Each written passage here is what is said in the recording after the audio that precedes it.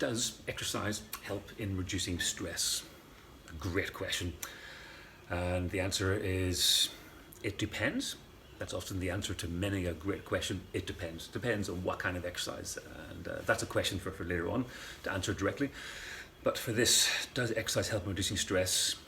It offers an escape, first and foremost. When you're focusing on something else positive, you can negate and mitigate the negatives that are ticking away in the back of the head. Much like sitting down and doing a jigsaw, your escape, your focus is all on finding those little pieces in a very positive nature. Jigsaws have no competition, and anytime you take competition out of an environment, you can take away some of the negative aspect as well. Not all of them, but you can help to mitigate some of the negative influences in our lives and our environment.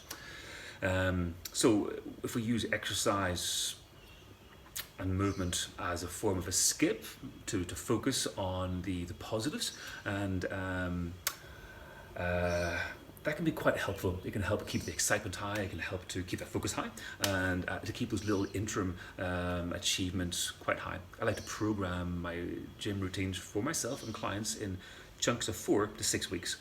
So during those 4 to 6 weeks, we're working in the process of the long-term outcomes and goals, but we're also just working 4 to 6 weeks on something new, quite exciting. Focus is high, achievement is high, because we're achieving quite a lot in those 4 to 6 weeks.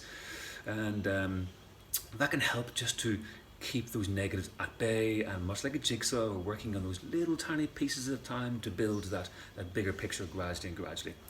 When it comes down to the exercises, there are no bad exercises in terms of reducing stress, except the ones that are over specialized. If we focus on doing the same thing day in, day out, that can be quite overwhelming after a while and can cause some stress because we're thinking of the outcome. Someone who's squatting and they want to get their first 100 kilogram squat or 200 kilogram squat, they're always focusing on, I must get closer to this. Sometimes you have to back off to move forward when it comes to physical exercise. So specialization can be an issue, and you might hear stories of many strength athletes and other athletes who do have mental health issues during their career and after their career, because during their career they're chasing those goals, they may have achieved them, they may have lost them through injury, they retire, and all of a sudden they've nothing left to chase unless their focus and their planning has been quite strategic. So stress and exercise, does it help? It depends, kind of a question. I wish there was something more clear and concise. We know the scientists will say that when we exercise, our body releases endorphins. That is certainly true to a point.